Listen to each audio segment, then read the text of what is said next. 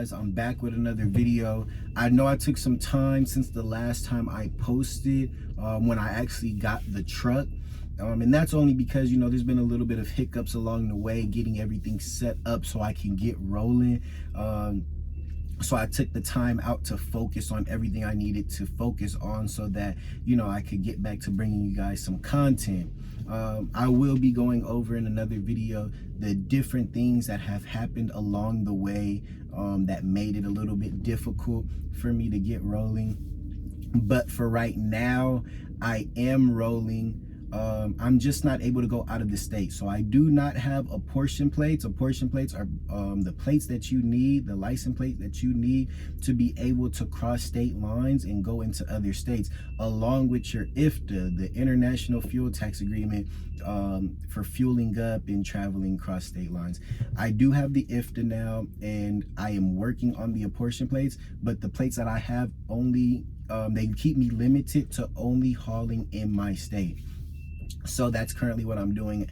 Actually, right now I'm on a load getting unloaded in a field. I'm going to provide a clip of that. They're unloading solar panels out of my truck. This is the first time I've ever gotten, you know, a load that didn't unload at a dock or a warehouse on a drive-in, you know, and this is the only type of freight I've ever hauled is drive-in freight. So it's a little bit of a different experience. I'm going to go ahead and, you know, attach a clip at the end of the video just so you guys can see the scenery and see exactly what they're doing.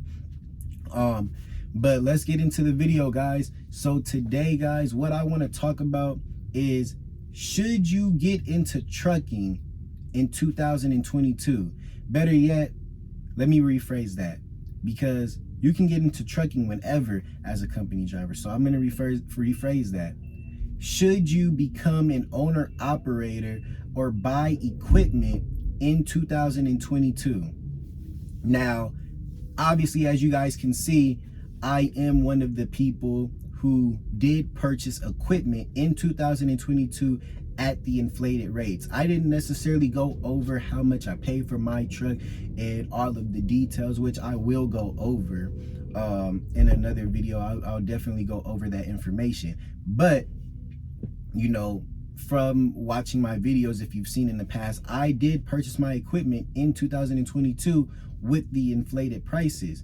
So my video is going to be a little bit different, a different side of the perspective than a lot of the people who are making this video, because a lot of the people who are making this video are people who already have skin in the game, people who already had equipment that they purchased when prices were lower, people who already have been driving for years and stuff like that. So my perspective is going to be different because I'm going to be talking about, you know, from somebody who actually did purchase during the inflated market. So guys, my answer to the question, if you should buy equipment, if you should become an owner operator, fleet owner, whatever the case may be in 2022 with the inflated market, it's not a yes or a no.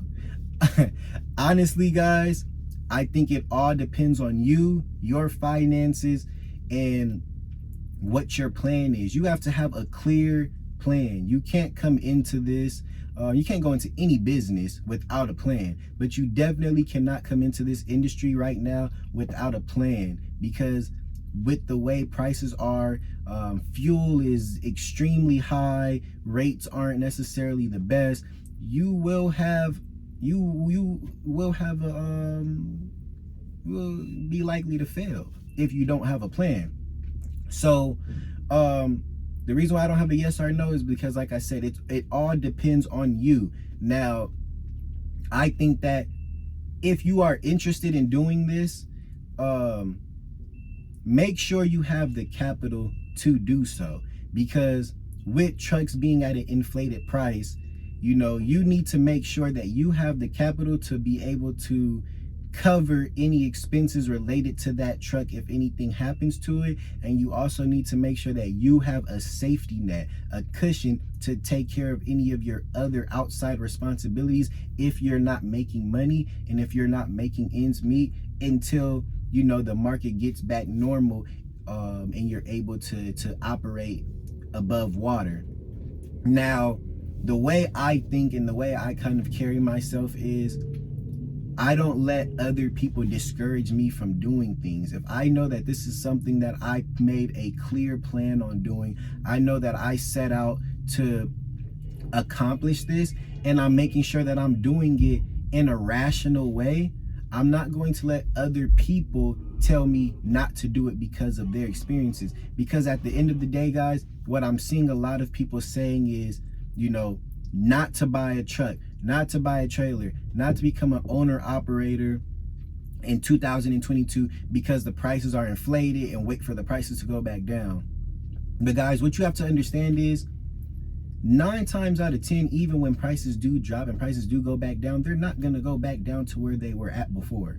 So if we're talking about, I'm just going to throw numbers out. If we're talking about a $40,000 truck that, it was $40,000 previously, and now with this inflated market, it's up to $65,000.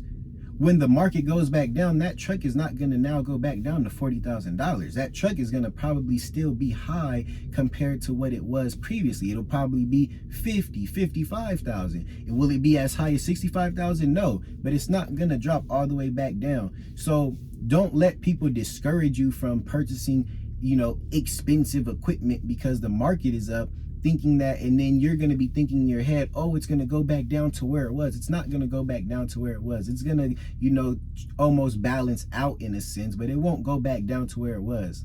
It's the same thing. I view it, it's the same thing with property or land. I can't go based off of, oh, I'm not going to purchase this piece of real estate. I'm not going to purchase this land because 10 years ago, this same plot of land was $30,000 cheaper, and now it costs more. It's a complete, time changes. Inflation happens every year. Everybody knows that inflation happens and that the dollar becomes less valuable, yearly. So don't let that be something that discourages you from getting into the market. What you need to do is have a clear-cut plan and make sure that you're going to be able to handle these expenses, because you are going to have high overhead costs. So you need to make sure that you can cover those high overhead costs. You need to make sure you calculate what your rate per mile is, what your cost per mile is to operate. And you need to make sure that you're only pulling loads that is going to be over your cost per mile, because you don't want to break even, then you're making no money. If you're breaking even just to pay for your responsibilities, that's no way to live. So guys, you need to make sure that you're doing your due diligence and planning your finances accordingly, which is what I did coming into this. I planned my finances accordingly, and I'm hoping that everything works out for the better, and that, once things start to even out and level out, that I'm still good. Now, also, guys, a tip of advice that I have is, if you are buying equipment at these inflated prices, I suggest, when you are working, when you are out here making money, don't live like you're making more money, because you're definitely going to make more money than you made as a company driver. Well, let me not say definitely, because some people are hauling cheap freight, so I don't want to say definitely. But you have the opportunity to make more money than you were making as a company driver. So you're going to see a lot more money than you're probably used to seeing. Don't live off of that and live like you're seeing that money. My advice is, if you're buying overinflated priced equipment, save your money and pay your equipment off early, because when the market does go back down, if the rates and the fuel go down, there's no telling if, because the rates went down and the fuel went down, if it'll still be enough to cover your high overhead. So what you need to do is, I suggest saving money, putting money aside to be able to pay down your equipment faster, whether you're paying it off faster or just paying it down faster. And if you can pay off a good lump sum of that amount or pay it off in full, you'll be good. Because say, for example, if you're financing a certain amount, but then you also save up a decent amount while making those payments on time, you can use the amount that you saved up specifically towards paying a lump sum towards the truck. We're not talking about maintenance and all that stuff. You can use that money to pay down the balance, pay down how much you're financing on that truck, and then refinance. And when you refinance it, now you're basically going to be lowering your monthly cost, your monthly overhead, because you've paid down such a significant amount of that balance to where now you're not paying based off of that original amount you financed, or like what I want to do, I want to just try to pay the truck off as soon as possible. So, that means, guys, don't get this money and start partying. Don't get this money and start splurging and buying, unnecessary things. Take care of all of your responsibilities. Make sure all of your responsibilities are taken care of, and make sure you have money to survive. Make sure you have money to eat and stay healthy. And the leftover money, guys, this is grind time. For all of us who get into the industry during these inflated prices and everything, this is grind time. This isn't, you can't come into this and play around and just, throw your money around loosely. You need to really budget. So that's my advice, guys. If you ask me, I say go ahead, go for it, and if you're ready to get into the game in 2022, but only if you have a plan, only if your finances and your capital supports it. Don't do it with low money. Don't spend your last money getting a truck. Don't spend a big lump sum of your money getting a truck on the down payment, and now you're not able to stay afloat. Say you need to stay afloat for the next 3 months. It's just like when you're moving into a place. A lot of people say make sure you have at least 6 months worth of the rent. I say that, like, try to make sure you have a few months worth of backup capital towards your expenses, and make sure you also have a safety net fund for yourself and a maintenance fund. So this isn't something that you're just going to jump into, and people were saying before, oh, you're going to spend $10,000, $15,000 down payment. Don't think that's all you're going to need. You're going to definitely need a lot more money to enter into this market and to try to stay successful during these hard times. And that's just a little advice from me, guys. If you enjoyed the content, if you enjoyed what I said, guys, go ahead and like, comment, subscribe. I just wanted to give you guys a little insight, like I said, on the way I go about it, the way I think about investing into this industry during 2022 and during these inflated times. A lot of people are probably not going to agree with me, and that's fine. I don't necessarily need everyone to agree with me, but we all think differently, we all carry ourselves differently, and we all have our own expenses and know how to budget to take care of ourselves. So if you're an adult, a responsible adult, and you know how to budget and take care of yourself financially, you shouldn't necessarily have a problem. You just don't rush into it. If you don't have enough of the capital behind you, do not rush into this. That's all I can say.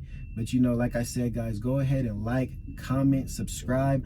I appreciate everyone for continuing to watch my videos. I appreciate all the comments.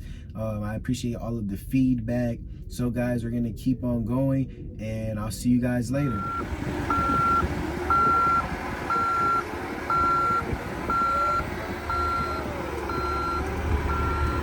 So he takes the solar panels out. They'll inspect it, make sure it's not broken because it's all glass. And then he comes and he'll move it from there to over there. It's all the team effort. Once he's done dropping it, they'll inspect it, make sure there's no damage. Let's move it. He got a couple different pallets of them inside the truck. We'll be here for a while.